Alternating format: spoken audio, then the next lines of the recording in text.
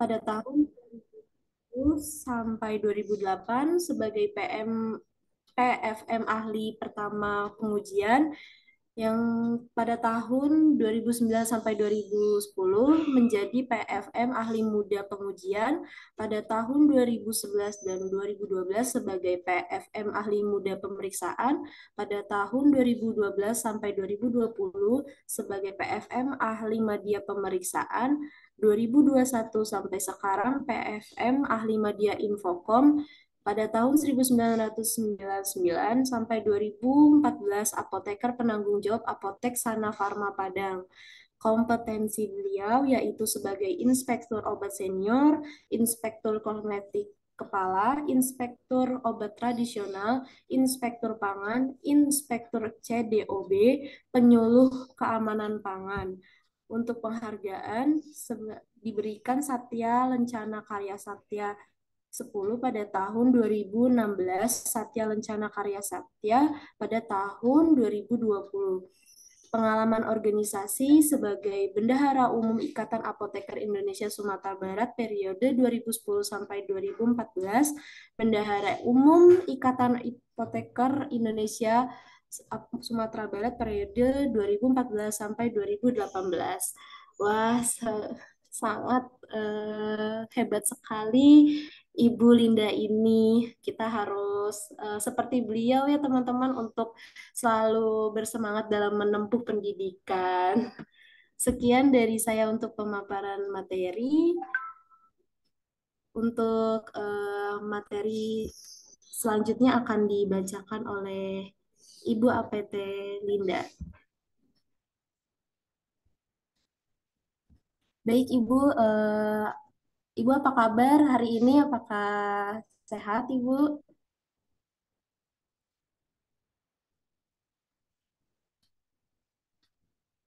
Ibu maaf, suaranya belum ada.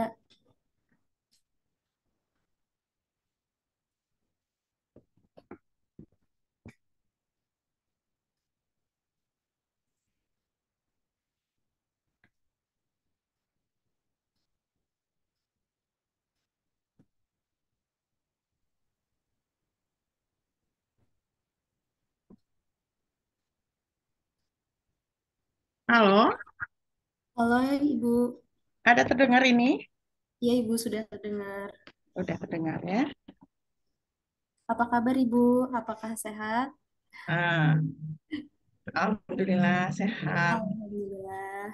Ibu Ah, sudah sarapan Ibu? iya, Alhamdulillah. Baik Ibu, untuk pemaparan materi saya serahkan ke Ibu. Terima kasih Ibu.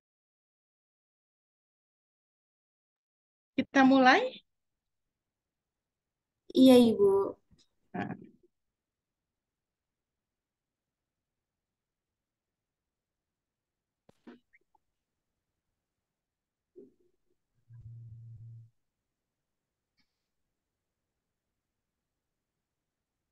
eh, selamat pagi, Pagi Ibu. eh, teman-teman ya, calon teman sejawat nantinya ya.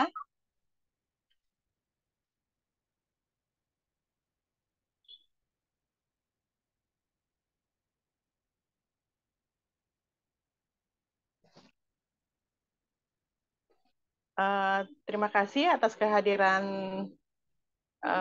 saudara-saudara semua. Eh, Tadi udah diperkenalkan ya nama Ibu. Ibu dinas di Balai Besar POM di Padang udah 24 tahun ya. Eh, Kita mulai saja dengan panitia meminta regulasi dan pengawasan produk kecantikan ya. Produk kecantikan itu sebetulnya identik dengan kosmetika. Kosmetik makanya Ibu bikin judulnya di sini eh, regulasi dan pengawasan produk kosmetika.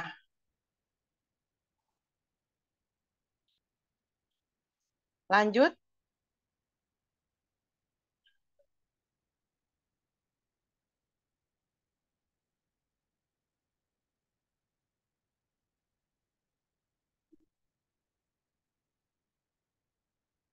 di mana eh, sesuai dengan visi dan misi kita Badan POM, yaitu obat dan makanan aman, bermutu, berdaya saing untuk mewujudkan Indonesia maju dan berdaulat, mandiri, dan berkepribadian berlandasan gotong royong. Jadi kalau obat itu kita sebagai farmasi tahu ya, kalau yang masuk obat itu adalah obat, obat tradisional, kosmetika, dan suplemen kesehatan.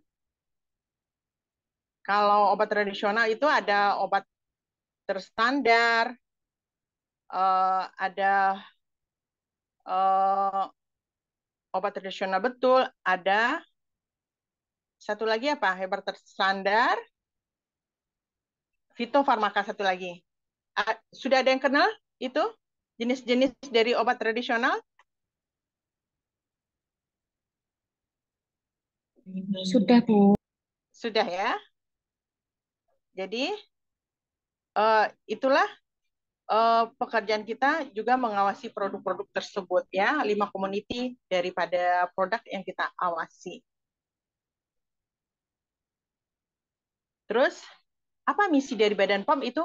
Membangun sumber daya manusia unggul terkait obat dan makanan dengan mengembangkan kemitraan bersama seluruh komponen bangsa dalam rangka peningkatan kualitas manusia Indonesia, memfasilitasi percepatan pengembangan dunia usaha obat dan makanan dengan keberpihakan terhadap UMKM, usaha menengah kecil mikro, dalam rangka membangun struktur ekonomi yang produktif dan berdaya saing untuk kemandirian bangsa.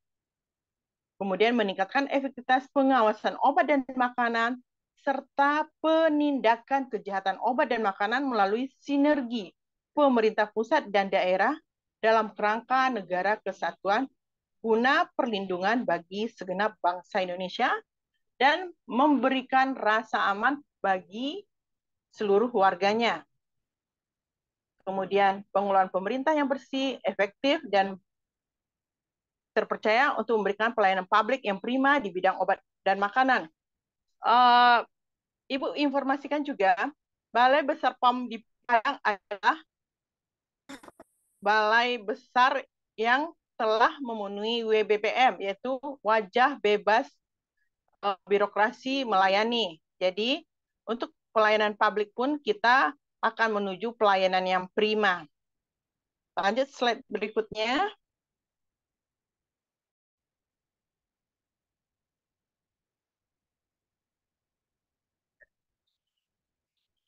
Jadi peran Badan POM itu adalah di mana peran Badan POM itu pengawasan pre-market. Pre-market itu sebelum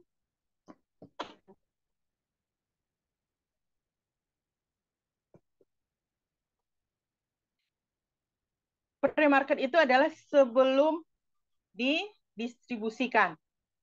Jadi pre-market itu terletak di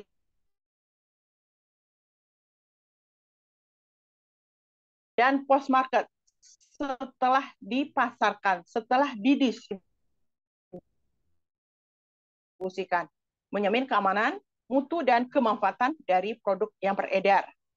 Sedangkan mendukung kemandirian pelaku usaha adalah mendukung iklim usaha dengan memberikan bimbingan dan pendampingan agar pelaku usaha mampu memiliki daya saing. Jadi dari membimbing ini, Balai Besar POM di Padang itu ada program namanya Si Jempol, siap jemput bola. Siap jemput bola ini di mana pelaku usaha misalnya memang mau mendirikan apakah usaha pangan, apakah usaha obat tradisional atau usaha kosmetik, itu dari awal, dari mulai layout daripada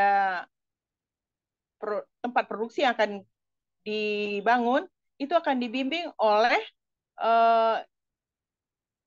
inspektur-inspektur kita supaya jangan salah daripada membuat denah layout.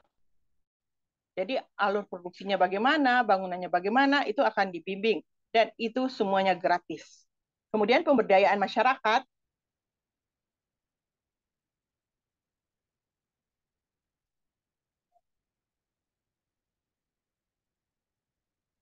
adalah memperdayakan masyarakat agar menjadi konsumen cerdas. Hanya menggunakan produk yang aman, bermutu, dan bermanfaat. Jadi pemberdayaan masyarakat termasuk seperti sekarang ini. Itu adalah pemberdayaan masyarakat. Saudara-saudara mahasiswa juga bagian daripada masyarakat. Jadi kita mengajak supaya daripada saudara-saudara semua bisa mengajak masyarakat menjadi konsumen yang cerdas. Lanjut.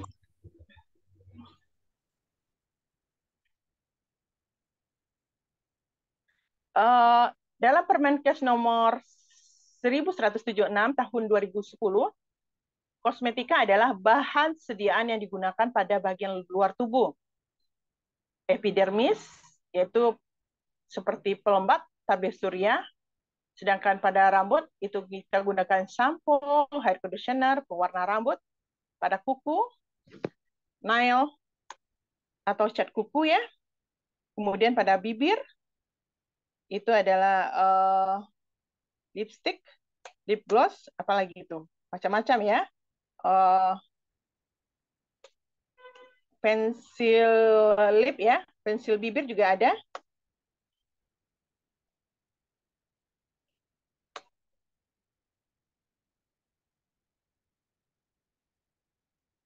Terus pada organ genital bagian luar feminim, hygiene,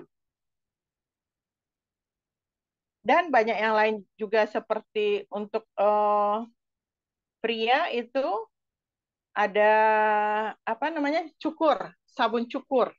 Itu adalah juga kosmetika.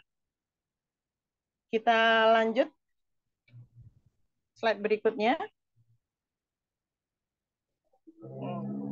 Ini apa fungsi utama dari kosmetika? Fungsi utama dari produk kecantikan. Ya. Kalau kecantikan itu biasanya untuk mengubah penampilan. Tapi produk kecantikan itu adalah bagian daripada kosmetika. Yang seperti untuk membersihkan, sabun ya.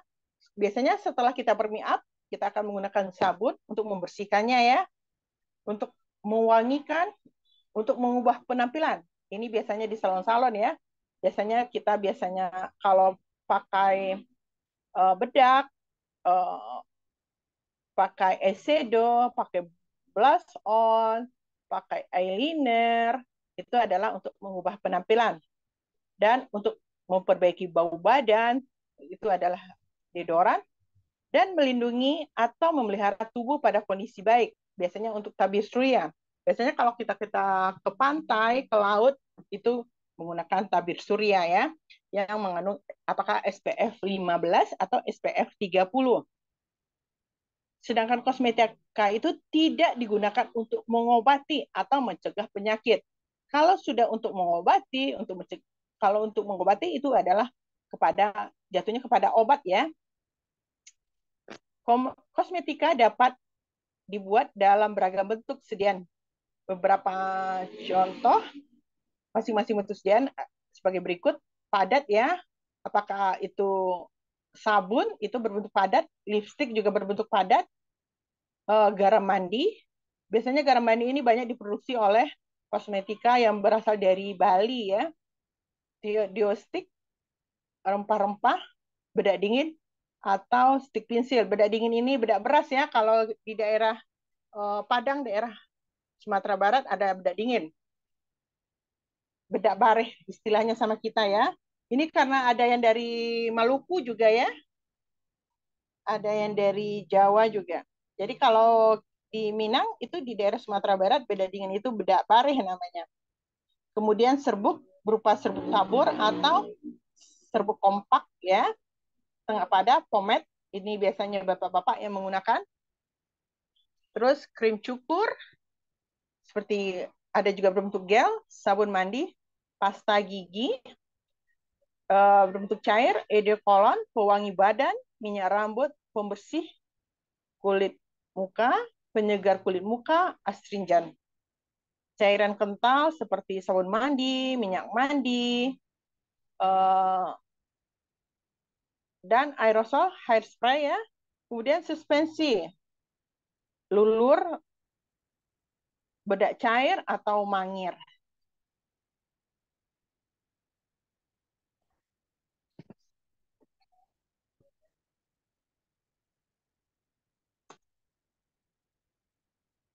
Kita lanjut.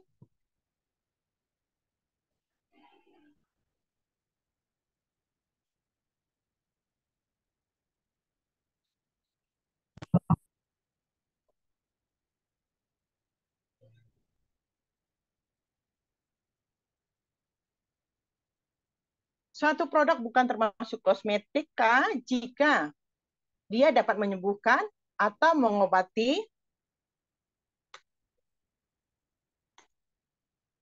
luka, radang, infeksi, dan penyakit kulit lainnya. Disuntikan ke dalam tubuh manusia, bila disuntikan maka termasuk di dalamnya adalah obat.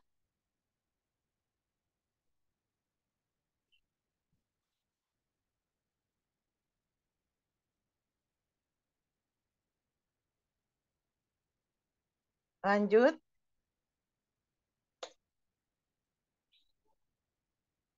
Ini dasar hukum dari pengawasan kosmetika yang di wilayah kita, negara Republik Indonesia, yaitu dari Undang-Undang Republik Indonesia nomor 8 tahun 19 tentang perlindungan konsumen.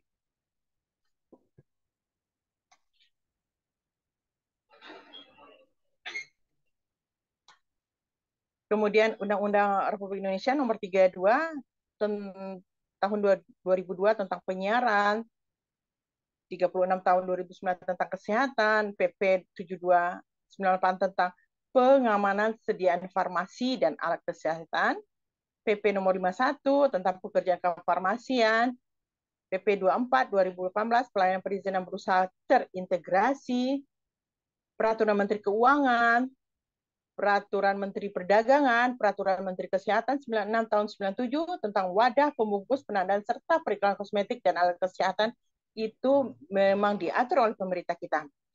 Peraturan Menteri Kesehatan nomor 1075 Menkes per garing 8 2010 tahun 2010 tentang izin produksi kosmetika.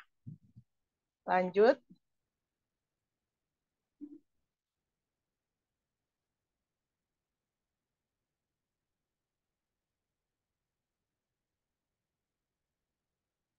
Kemudian Peraturan Menteri Kesehatan 1176 tentang notifikasi kosmetika, Peraturan Menteri Kesehatan Republik Indonesia 26 2018 tentang pelayanan perizinan berusaha terintegrasi secara elektronik sektor kesehatan.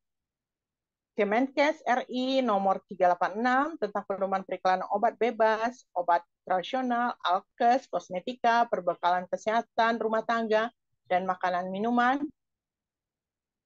Peraturan Kepala Badan POM tentang petunjuk operasional pedoman cara pembuatan kosmetika yang baik, Peraturan Kepala Badan POM tentang kriteria dan tata cara pengajuan notifikasi kosmetika, Peraturan Kepala Badan POM tentang kriteria dan tata cara pengajuan notifikasi kosmetika, Peraturan tentang cemaran mikroba dan logam berat dalam kosmetika, kemudian Peraturan Kepala Badan POM tentang pengawasan produksi dan peredaran kosmetika. Jadi mengenai produksi dan peredaran kosmetika, betul-betul Badan POM sangat saklek mengawasinya. Kan tadi ada dijelaskan juga ada pre-market dan post-market. Jadi di pre-market itu para inspektur kosmetika akan mengawasi apa yang diisikan oleh produsen ke dalam sediaan itu akan diawasinya. Apakah sesuai yang diajukan dan yang diajukan sesuai nggak yang mereka masukkan ke dalam cairan tersebut, ke dalam sediaan tersebut. Ada masalah ya?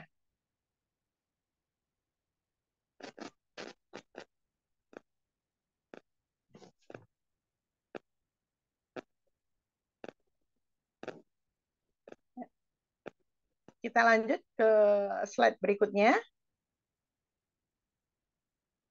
Ya. Peraturan Badan POM tentang jenis, bentuk, dan jenis sediaan kosmetik yang tertentu yang dapat diproduksi oleh industri kosmetik yang mempunyai izin produksi golongan B, yaitu golongan B ini masih kecil ya. Golongan B itu mereka tidak bisa bikin lipstick gitu. Tidak bisa bikin sediaan bayi, tidak bisa mereka pakaian untuk perawatan wajah, perawatan kulit. Di daerah kita Sumatera Barat, ini kebetulan kita punya industri kosmetik golongan A, yaitu Nusantara Beta Pharma, itu mereka udah bisa menyiapkan, ada juga sediaan bayi itu mereka. Kemudian peraturan Kepala Badan POM tahun 2011 tentang metode analisis kosmetika, peraturan Kepala Badan POM tentang perubahan atas peraturan Kepala Badan POM tentang persyaratan cemaran mikroba dan logam berat dalam kosmetika. Kemudian nomor 18 tentang persyaratan teknis bahan kosmetika, nomor 19 tentang persyaratan teknis kosmetika, nomor 1 tentang pedoman teknis pengawasan iklan kosmetika. Jadi bagaimana iklan yang betul itu juga diawasi oleh Badan POM. Jadi pengawasan post market tersebut termasuk iklan dan penandaan daripada kosmetika kita awasi oleh Badan POM. Kemudian peraturan Kepala Badan POM nomor 14 tentang pedoman dokumen informasi produk. Kemudian nomor 29 tahun 2017 tentang pengawasan pemasukan bahan obat dan makanan ke dalam wilayah Indonesia. Lanjut. Lanjut. Ya. Dan peraturan Kepala Badan POM nomor 30 tentang pengawasan pemasukan obat dan makanan ke dalam wilayah Indonesia. Kemudian tentang pelayanan perizinan berusaha terintegrasi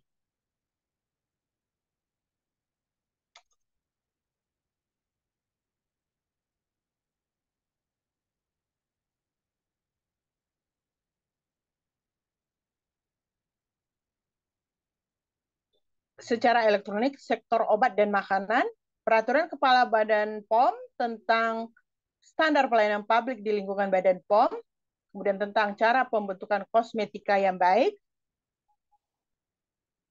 dan terakhir, keputusan Kepala Badan POM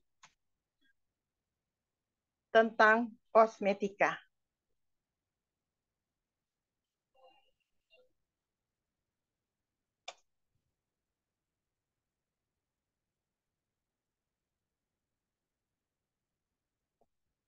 Lanjut.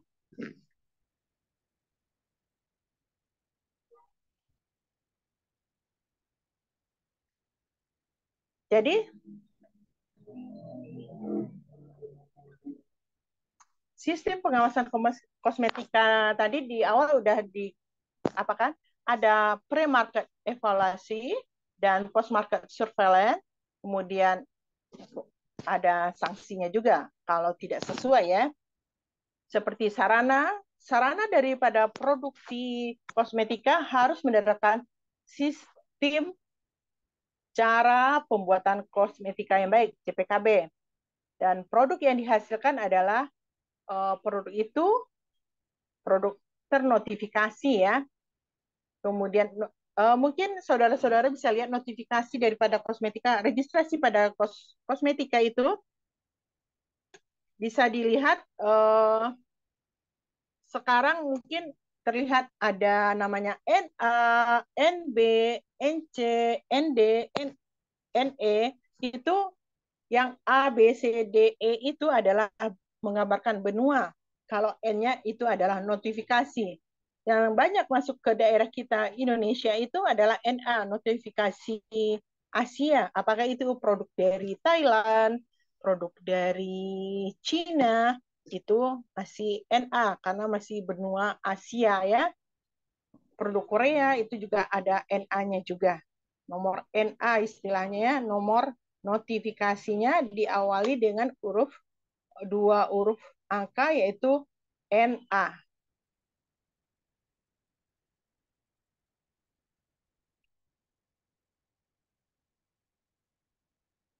Kemudian post market surveillance itu inspeksi ke sarana produksi dan distribusi. Jadi inspeksi ke sarana produksi itu tiap tahun dikerjakan. Distribusi dilakukan di wilayah kita Sumatera Barat. Kemudian kita lakukan juga sampling. Sampling itu kita uh, carilah produk-produk yang misalnya apakah produk untuk rias wajah, rias mata, deodoran, itu kita sampling, kemudian kita lakukan pengujian di lab kita, kemudian kita awasi juga penandaan. Penandaannya itu kemasan daripada kosmetika tersebut. Apakah sesuai penandaan yang ada di kemasan kosmetika itu. Kemudian pengawasan iklan. Kalau pengawasan iklan ini tidak boleh membilang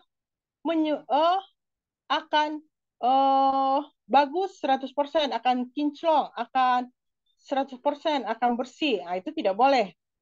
Kemudian kita juga ada monitoring efek samping daripada kosmetika. Dan apabila tidak sesuai dengan yang diwajibkan di sarana tersebut, ada sanksi. Itu sanksinya berupa sanksi administrasi, atau kalau memang tidak bisa administrasi, misalnya dia mengandung bahan berbahaya, itu akan jatuh ke para projustisia, kepada daerah hukum itu, daerah wilayah hukum jadinya.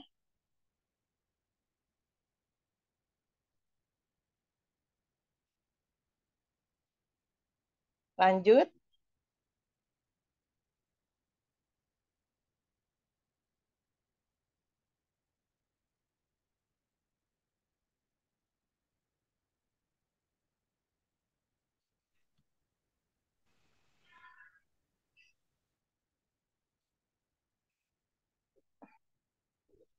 Apa tindak lanjut dari hasil pengawasan ini adalah pembinaan teknis berupa pemberian surat perbaikan terhadap hasil inspeksi.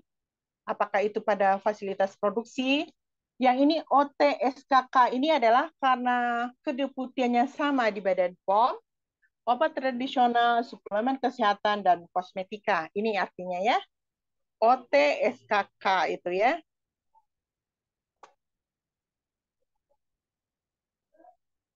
Fasilitas produksi jika hanya terdapat temuan minor atau kurang dari 6 temuan mayor.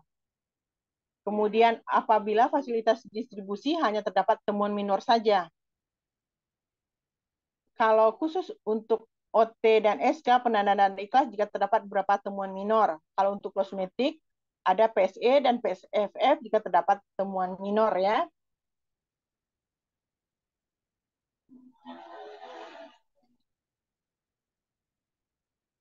Lanjut.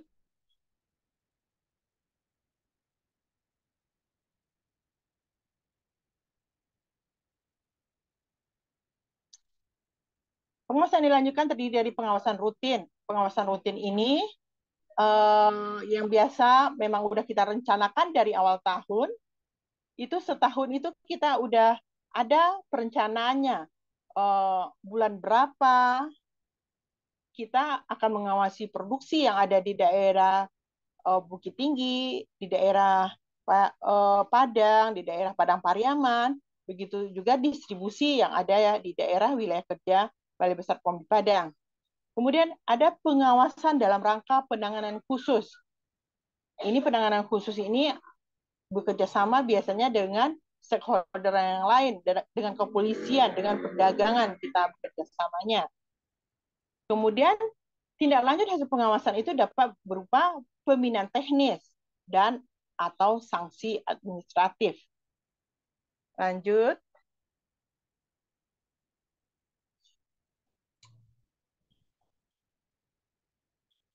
Pelanggaran ditemukan dan kemudian diberikan tindak lanjut apabila hasil pemeriksaan di fasilitas produksi, fasilitas distribusi, fasilitas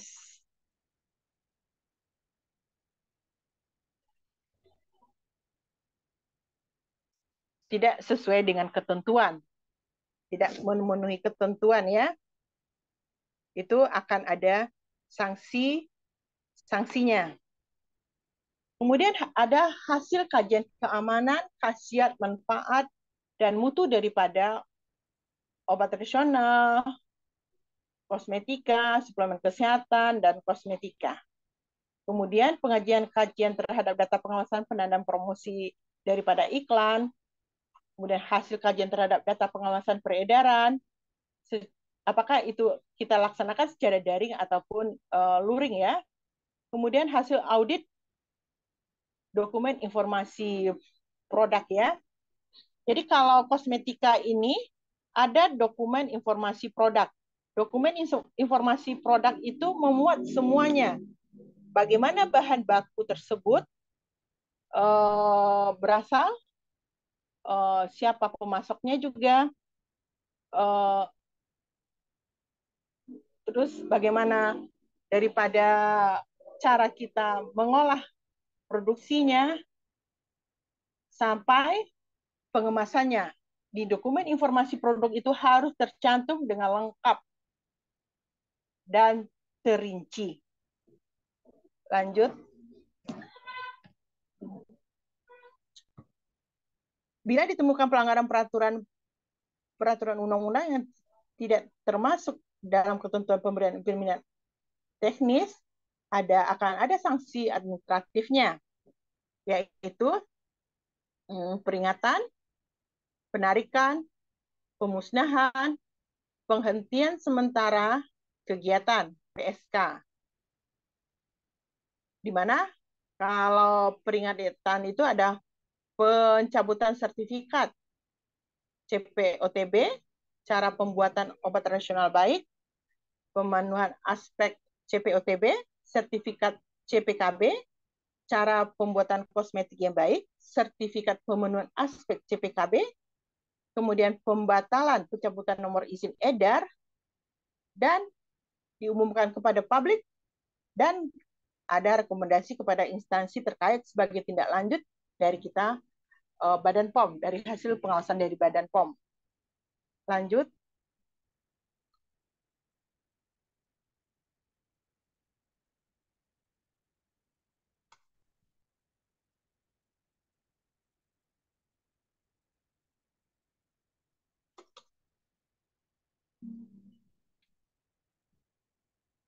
Bisa dilanjutkan slide-nya?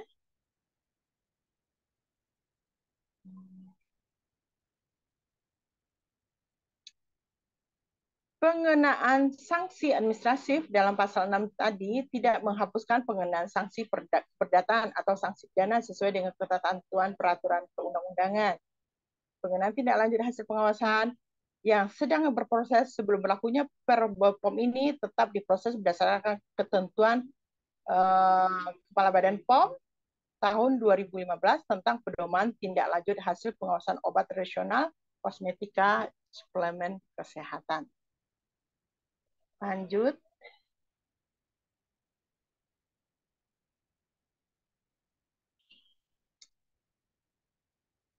Dan mengacu pada lampiran pengenaan sanksi administrasi berdasarkan kajian analisis risiko dari hasil pemeriksaan di fasilitas produksi dan fasilitas distribusi, importir terhadap aspek perlindungan kepada masyarakat. Kemudian ada pengawasan di bidang kosmetika, kita ada di industri kosmetik, ada di fasilitas distribusi dan importir.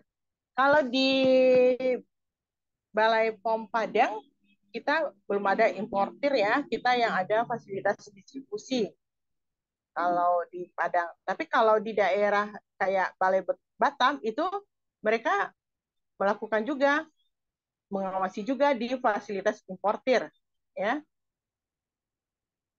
Di daerah Semarang juga, Balai POM Semarang. Lanjut, Jakarta gitu juga ada. Lanjut. Nah, tadi kita kan udah masuk pada apa undang-undang yang berlaku, bagaimana tindak lanjutnya di sarana ya, di sarana produksi, di sarana distribusi. Sekarang bagaimana kita, apalagi saudara-saudara, kebetulan farmasis kita tahu lah ya, banyak perempuan ya. Dari 60 ini berapa orang yang laki-laki? Berapa persen ya? Nggak berapa kan yang laki-laki. Kebanyakan kita perempuan.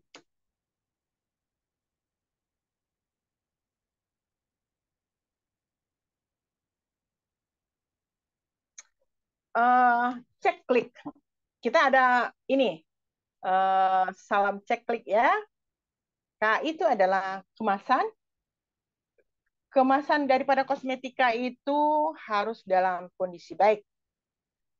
Bentuk dan warnanya harus merata.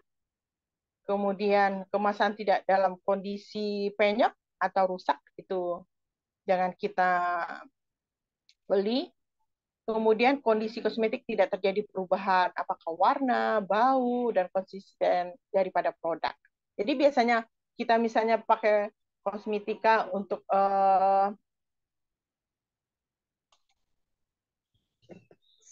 biasanya gel ya, gel. Biasanya gel, tahulah kita bentuk gel ya. Tapi kalau seandainya udah cair, itu berarti konsistensinya udah berubah. Itu jangan kita beli, jangan kita konsumsi, kita pakai ya. Lanjut. Kemudian label. Informasi pada label tercantum jelas lengkap dan tidak menyesatkan, tidak mudah lepas atau terpisah dari kemasannya, dan tidak mudah luntur atau rusak. Kosmetika wajib mencantumkan label yang lengkap. Seperti pada lipstik, mungkin saudara-saudara bisa melihat kosmetika itu pada ekor lipstik dari kemasan primernya, itu biasanya kan ada stiker itu. Stikernya itu akan membuat nomor notifikasi netonya harus dicantumkan. Tapi ya memang kecil-kecil, kita harus jelimet, kita harus jeli. Tapi kalau kadaluarsanya biasanya pada dinding tabung itu biasanya mereka letakkan. Begitu juga dengan eyeliner, itu ada juga yang masih pakai stiker ya. Dan stikernya itu tidak mudah lepas. Karena itu wajib mencantumkan nomor notifikasi dan tidak mudah lepas sesuai dengan ketentuannya bagaimana label daripada kosmetika tersebut. Lanjut.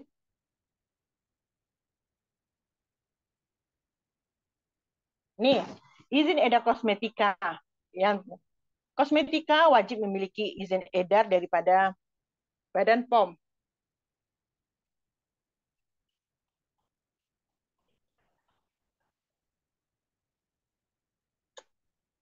Di mana NX, ini NX diikuti oleh 11 digit angka.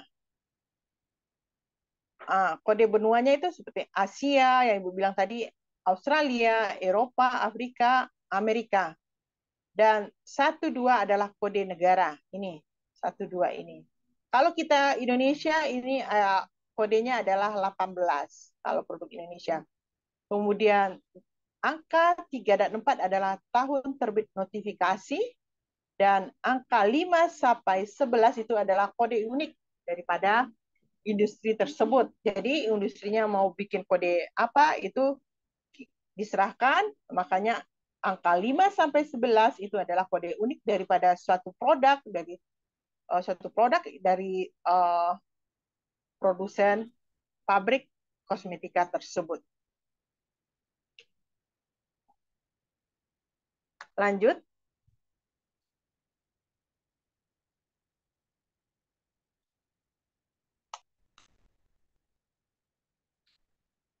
Bagaimana kita cara cek izin edar BPOM ini?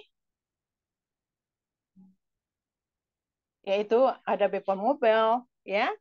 Bisa juga dengan dari websitenya. Ini masukkan nomor notifikasi produk, ini akan kelihatan. Nah, bisa juga dengan aplikasi cek BPOM, ya. Ini kalau kita buka Google Play Store dan cara aplikasi BPOM mobile bisa dilakukan di HP. Apalagi rata-rata kita juga punya HP Android kan, itu bisa dilakukan cek izin edar BPOM-nya.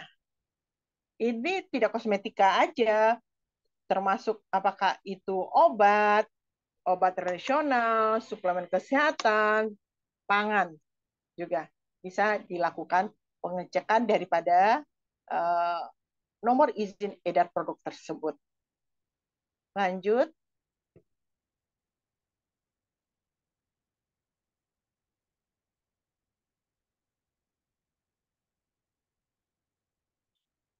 Yang terakhir adalah huruf K, kadaluarsa.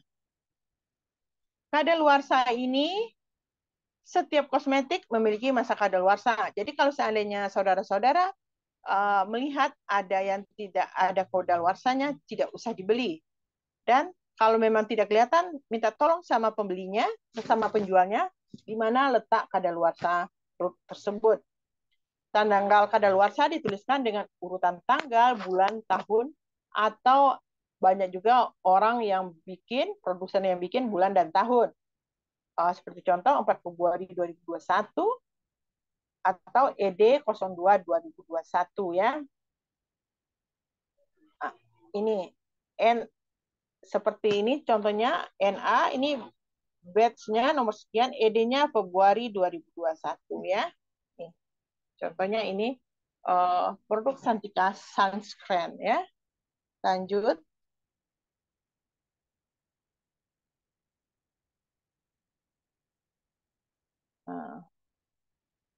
Klaim kosmetika. Kosmetika itu klaimnya ada beberapa hal yang harus diperhatikan dalam klaim kosmetika ya.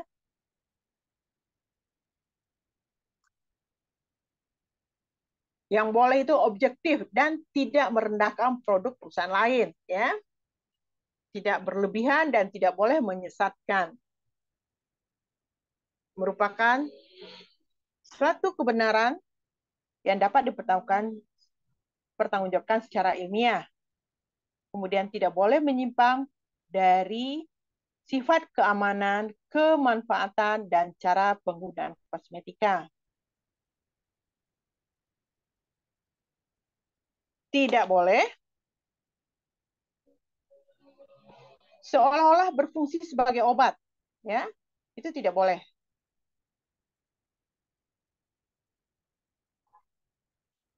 Kemudian tidak mengandung nama bahan kecuali untuk bahan yang berkaitan dengan budaya dan agama. Tidak mengandung bahan yang dilarang dalam kosmetika dan menjanjikan hasil mutlak seketika padahal penggunanya harus digunakan secara teratur dan terus-menerus. Ini tidak boleh ya. Yang di sebelahnya yang boleh ya, klaim kosmetika itu. Lanjut.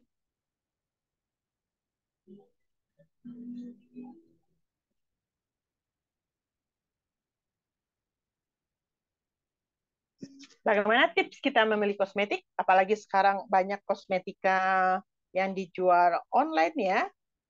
Dan kita rata-rata, apalagi kita wanita, pingin cantik, pingin glowing ya, jangan memudah tergoda iklan. Memilih kosmetika hanya berdasarkan informasi iklan merupakan satu tindakan yang kurang bijaksana. Waspadailah klaim yang berlebihan dalam promosi yang menggiurkan.